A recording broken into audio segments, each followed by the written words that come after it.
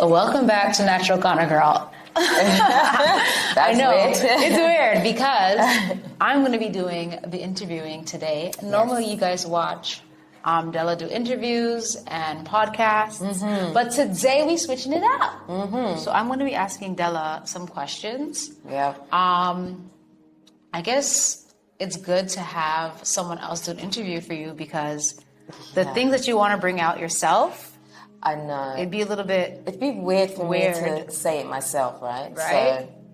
So, And you probably don't even know what to say. So it's better for me to guide you.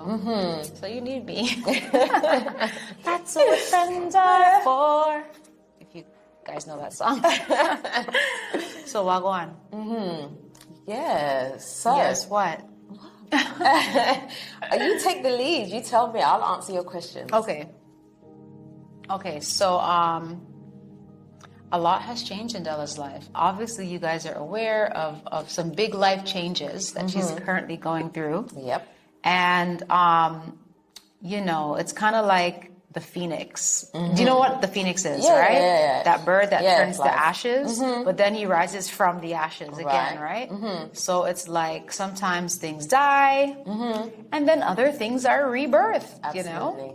So that's definitely, I feel like, what your story really represents. And I also want to say that I kind of feel like people might just focus on the fact that you're going through a phase or a separation when really there's more to, the whole picture. Yeah. Right? Absolutely. So I guess I want to ask you about what came from the situation in terms of changes that you've experienced. You know what I mean? What have you noticed about yourself is what I want to ask. Okay, that's a great question. A hard one. I still feel like even though I've gone through this massive breakup, because obviously I was married for a very long time, and this is now a whole new phase for me, and I'm kind of rediscovering myself right from the very beginning again. So I've learnt things about myself that were just completely buried. I feel like I've had certain talents that were just completely pushed right to the bottom. And now I'm kind of giving myself that opportunity to kind of give birth to those things. Right. Which is what's well, you haven't really seen it yet, but you know, that's kind of what's been happening in the background away from the camera. That's what's been happening. A lot of little things. So what things have come to surface? Give me an example. What things have you been like, oh my God, I like this, but in the midst of your situation, you didn't really have an opportunity to explore that side of yourself. So give me like an example of something you've discovered that you're like, I could get used to this. So obviously everybody's aware of the podcast that I do. For me, even though the podcast was birthed from that, I could have been podcasting about anything. Right. But for me, I'm really passionate about the podcast because I would like to throw light on things that are seen as a little bit taboo, a little bit, people don't want to, it's uncomfortable for people to talk about. I want to be able to bring that out. And so the podcast allows me to share that side of my journey a little bit more and kind of give people a little bit more about who I am. Did you feel maybe you were private before all of this? Because obviously the podcast is bringing out information and the side of you that maybe...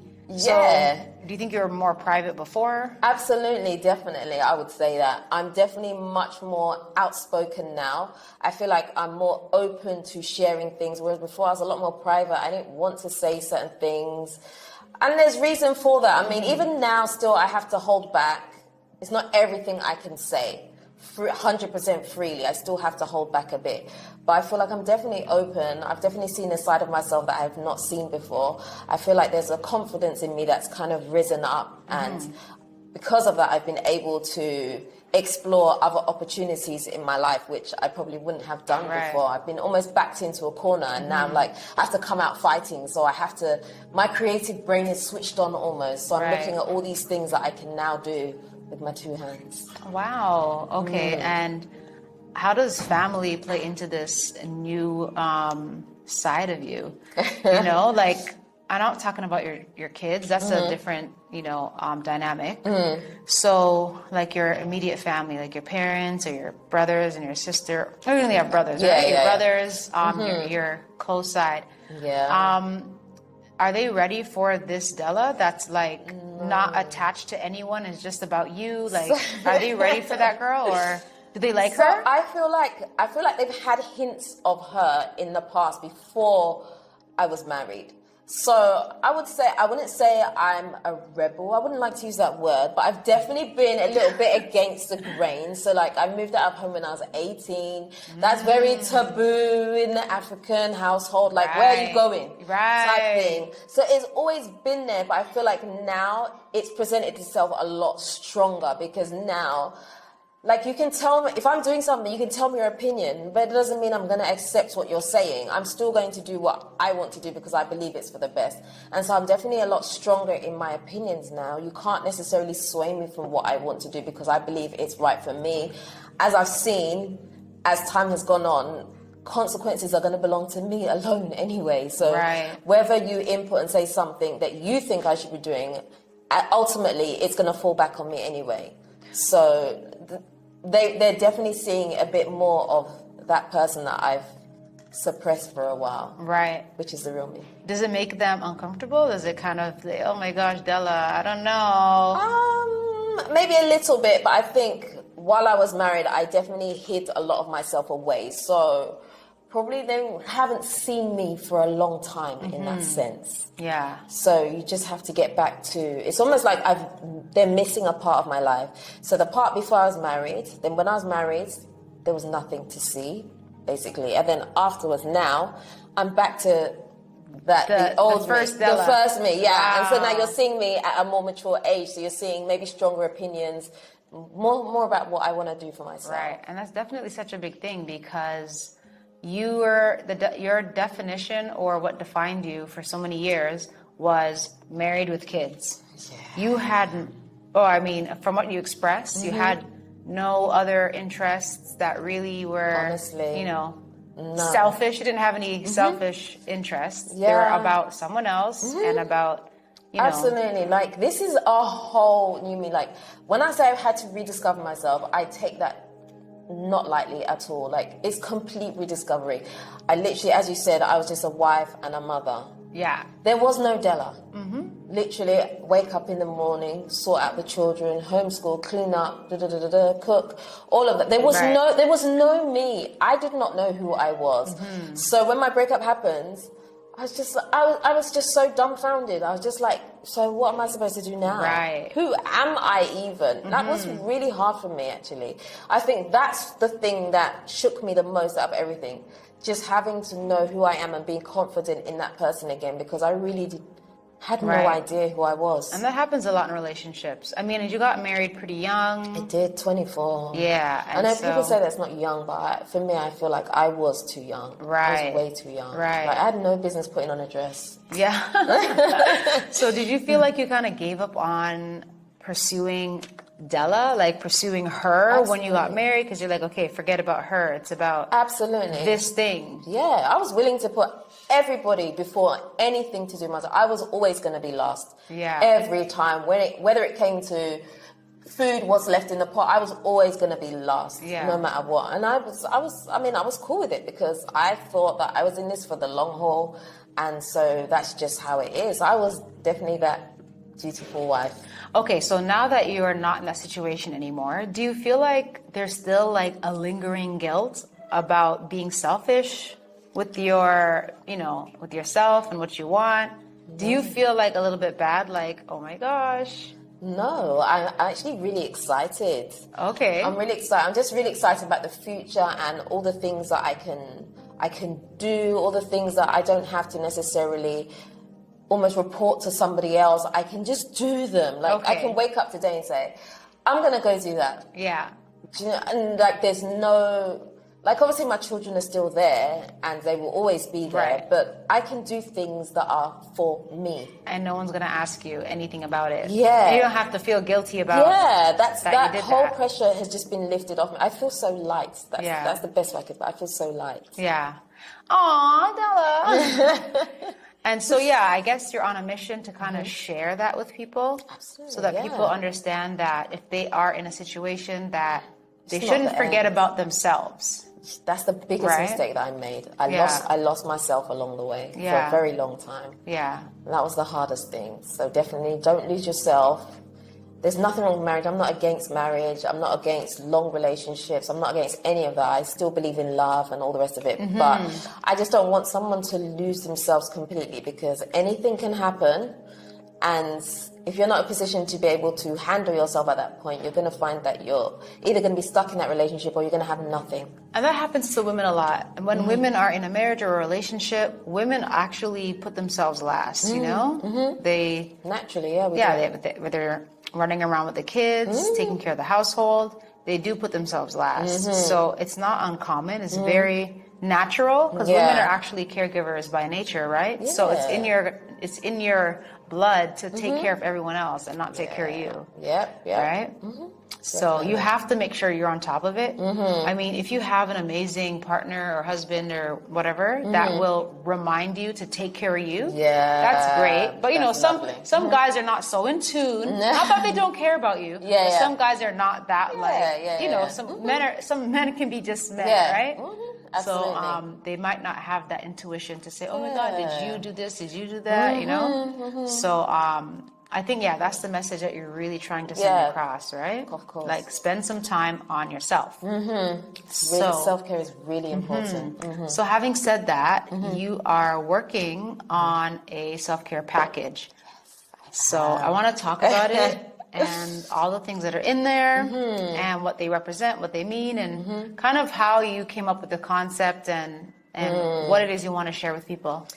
Yeah, so this is a big one for me. Like, I'm so passionate about this. So basically, I call it a feel-good box. Now, the box for me is really, what's the word I can use? It's really important to me because it represents a phase that I went through.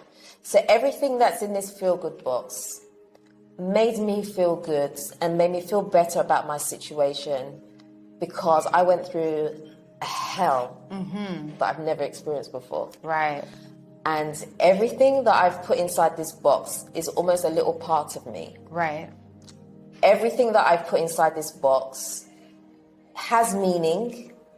And so I wouldn't want someone to say, oh, you just put some nice things into a box. Right. No, everything within this feel-good box is to make somebody feel special and to feel loved and to just feel cared for. Yeah. That's what the box represents for me.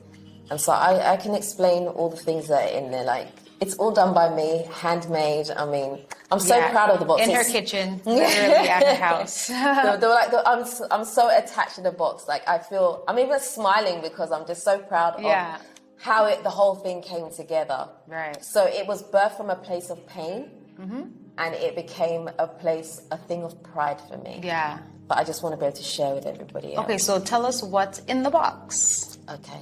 So the first thing in the box that's really special to me is there's a fragrance. Now, you know that I love fragrance. I discovered this. Have you always loved fragrance, like throughout your years, or have you noticed that you've been more into it lately? So I've always loved fragrance. Okay. But when I went through this season that I had, I noticed that I was definitely spraying myself with fragrance more, because anytime I would spray fragrance on myself, it would just lift my spirits. It would just make me feel good for that moment. And I realized how much I loved fragrance and what it was doing for me and the benefit that it had for me. I would spray so much in the day. Like, I'd be doing nothing. I'd be at home and I'd just be like... So you got more into it since your transition? Yes, absolutely. I'm really into smells. Like, I know what I like. I feel like I've almost learned fragrance in a way. So is this something you shied away from during the relationship? Like, you know, indulging in your fragrance passion? Yeah, so it was always there, but I didn't really concentrate on it, so it wasn't really a thing. Right, yeah. So maybe I'd spray in the morning and then I'd spray in the evening, and it wasn't really a thing, but it got more intense. So I'd say the way my personality is, I can be intense about something when I like it. So I'll give you an example. So if I find a food that I like, I will eat it until I'm sick of it and it. get it out of my system. Yeah. Right? But with fragrance, I indulge in it, but it never ends. Right, yeah. There's a new fragrance I can try. There's a new this I can... And so it just never ends for me. It just makes me feel really good. I like to smell good. It makes me feel good. So the fragrance in the box, you've played around with it. I mean, you formulated it yourself. I did. What was the process like?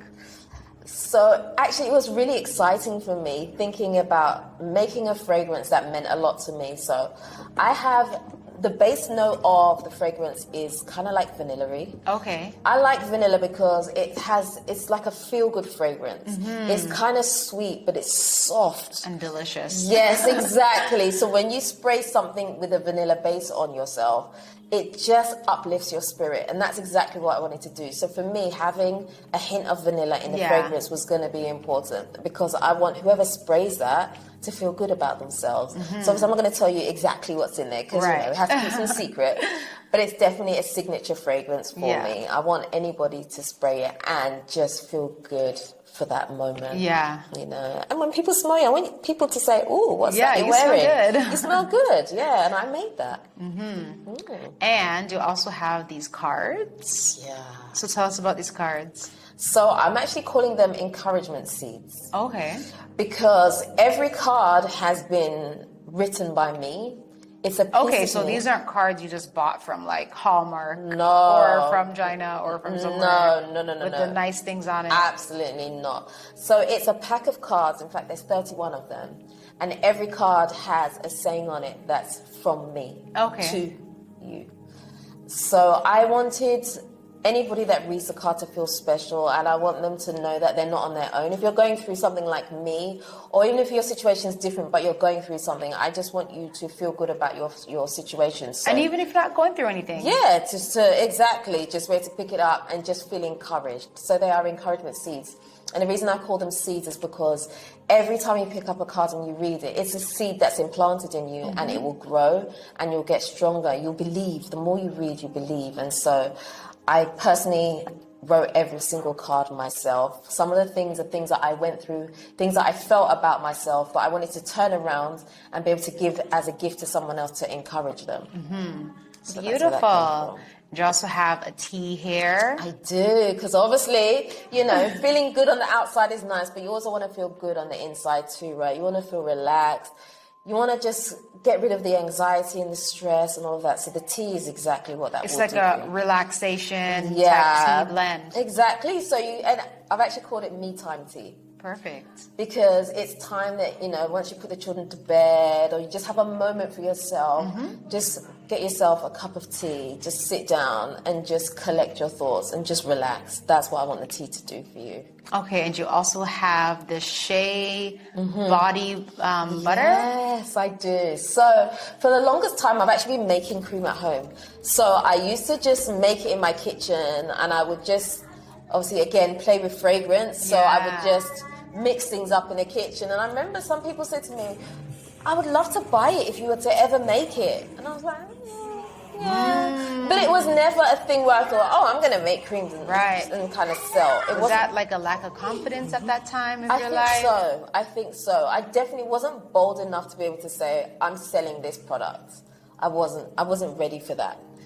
But now, because the box as a whole means so much to me, having the cream in there is a part of who I am, the things that I love. So it was important for that to also be in there. So I've mixed some ingredients and it smells obviously beautiful. Yes, it does. It does really smell so good. Yeah, so I've kind of put that together so every box has one. Okay. So that's my special formula. And you have is this a loofah? Yes. So the loofah for me is really important. Oh my gosh, it was so hard to find the loofah. The loofah for me is really important because I actually used to use it as a child.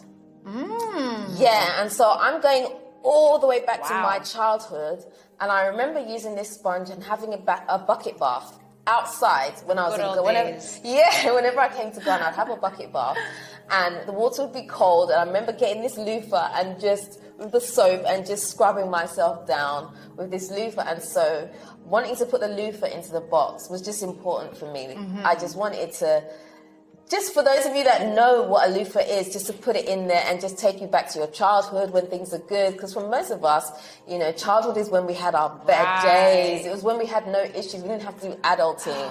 I remember those days. Exactly. So that's what the loofah is for. It's just a little, you know, gimmicky, I guess. That's but, you know, perfect. it's just nice. And then it goes with the soap. It goes with the soap, yeah. So this looks like a brownie. Can I just say that? I know it does. So I created this black soap, and it definitely looks like a brownie. So I've called it lemon brownie. It's nice. Not edible, obviously. Don't eat it. Yeah. But obviously it just has some really nice stuff in there that's going to be really good for your skin when you're taking a shower. Just put some on your loofah. Just kind of scrub yourself down. And it's all natural. It's all completely natural, yeah. Exactly. Because I feel like that's really important. Whatever you put in your skin has to be natural, you know. So that was important for me to do that. And I've always used black soap anyway on my skin. Black soap and shea butter have always been my staples. So why change it? And you also have a waist beads and ring.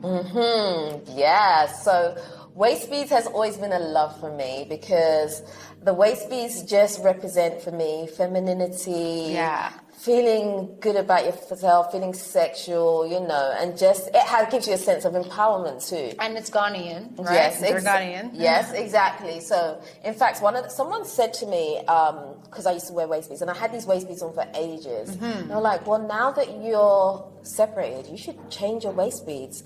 And I never really thought about it until she said it. And I was like, that's so true, because actually there's a power, I feel like there's a power in waist beads, and sometimes you go through a new journey, and I think it's good every now and again to change your waist beads.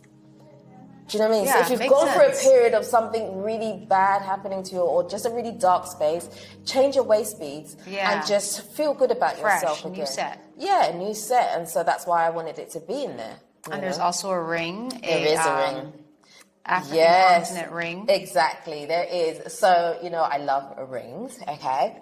And so I used to wear this. I have this African ring. I have it on right now, actually. And for me, it's just a part of home. Oh, for sure. It's just a part. It's just what it represents. Africa is like the base of everything. And so, again, it's almost like empowerment. And so I wanted it to be in the box as well, just to make you feel good and just, you know, you're not alone. Africa's all about family, culture, and just coming together as a unit. And so... And it represents you, right? It does, absolutely. And so, again, that's something that I wanted to be in the box. And lastly, this is like a handkerchief or a headscarf? It's a headscarf. So... The headscarf has been made, so you just put it on your hair. You can use it for whatever. Just, you know, if you're going out, you can wear it at night times. However you want to wear it, you can wear it. But it actually has a particular print on it. Now, I can't say it. It's a Ghanaian language and I can't pronounce it, so I'm not going to try. I'm not going to try and say it. But basically, what it means, the print that I've used in this particular box, because every box may be slightly different. Okay, but everything will still be handpicked by me and for a reason. Yeah. But the cloth that I have at the moment is one where it talks about when you throw a stone and it drops into the water, you know, it has like a ripple effect, right? Yeah. That's the print on the pattern. Oh, really? Yeah, and what it basically means is when you throw something, it has an effect. And it has an effect on everybody around you. So whether that thing is good or bad. So it's about being positive. So whatever happens and you throw out there, just let it be a good thing so that it has a ripple effect and affects everybody and a positive around effect on everyone around them. Exactly. That's what it's for. And that's the reason why I chose that particular pattern for this particular box. I love this box. Yeah, it really represents you. I think people are going to be, you know, encouraged with your seeds of encouragement. And the fragrance is nice. I love the body butter and I love the soap. I love everything is super natural. That's one thing I really appreciate. Yeah. And it's coming from you. It's coming from Ghana. So that's really very special. Yeah, it really is a part of me in that box. It really is. The box means so, so much to me. How long have you been thinking about doing something like this? So for a while, but I didn't know how to kind of pull it together to mean something. Were you nervous about it? Of course. I'm still nervous. I'm sitting here like, man. Yeah, of course, because I'm putting myself out there, as I said, because the box represents me. I feel like I've put myself out there and I've almost made myself vulnerable. Right. So all these things I could do, making the body butter, I'm showing you a part of Open to me. judgment, too. Yeah, absolutely. And it is hard. It's not easy to put yourself out there, you For know. sure. But I really wanted to do that and just make people feel good about themselves. So that's what it's about. I love it. Okay, girl. So, I mean, the whole point is, Dela, you're trying to share your story. So not only your story through podcasts and interviews, but also through now the box. Yes. Yeah. So where can we get the box if you want to make an order? Okay. So so the box, you can contact me obviously on Instagram, DM me, you can send me an email. Okay. I'm currently, my website is almost ready to go. In fact, probably by the time this video goes up, Right, should out. be. Yeah. So you'll see the box. You'll see how you can purchase a box. It's also limited, right? You said there's only a certain amount. There is a certain amount, because I don't want the box to become almost stagnant. Okay. So every now and again, I will change the boxes, Right. and eventually I have different boxes that mean different things as well. Right, So yeah. this is not just a box that's just going to sit there and everybody can buy one. Right. They will change. They will Okay. change over So you time. have like additions. Yeah, exactly. Perfect. So obviously this is the first set, so this one means a lot to me, you know. Okay. But yeah, so be there for purchase. I love it. I love it. I'm glad we were able to have this talk, because I kind of feel like sometimes people might perceive that your situation is solely about the divorce or the separation. No. It's more so about the fact that you had no idea who you were beyond the situation, right? Exactly. And sometimes I read your comments. These people are crazy, you know what I mean? It's like they don't want you to be happy in the situation that you're happy with, you know what I mean? Yeah. So I find that very interesting. I mean, it's been a very tough time for me. It has been. I'm not going to say every day I wake up and I'm extremely happy. Right. You know, because it's a process. And so therefore you go through lots of stages of emotions, Right. you know. I have moments where I'm just like, is this life? you know, you have moments like that. Yeah. But for the most part, I'm really happy. It's definitely a rebirth for me. And this is a new journey. It's a new chapter. And I'm willing to embrace whatever it brings, you know. And so this is it. This is it. Yeah. So the box, I didn't even say the box is called Fafa by Dela. And the reason it's called Fafa is because Fafa means peace. Don't you say that in your videos? I do. So at the end of my videos, I say Nuti Fafa. It's an Ewe word. And it just means peace. So you can say Nuti Fafa. Right. But I just felt like for the sake of the box, I think Fafa is just so had, cute. yeah, it just had a certain ring to it. So it's Fafa by Dela. Nice. And peace just means so much to me, because going through a journey like mine, all I craved was peace. That's the only thing that I want, is just peace. And so the box represents peace for me. I love it. I love it. This was a very important interview. Yes. Because you haven't been able to tell your story from this side. No, I You know what I haven't. mean? So it's a different perspective. And you're being grilled. You're being grilled. You're I like, know, it's kind of weird. wait a I'm like, minute. what's she going to ask me next? Right? I don't know. Yeah. Okay, well, this was a great chat. So, guys, Loved it. thank you for joining me on my channel. Yeah, my channel. That's great. It's coming straight back to me, my channel. Anyways, if you guys want more of these takeovers, comment down below. I'll be happy to oblige. All right, you guys. So we'll see you next time. Yes. Should we say it? Yes, we should. Absolutely. Nuti Fafa.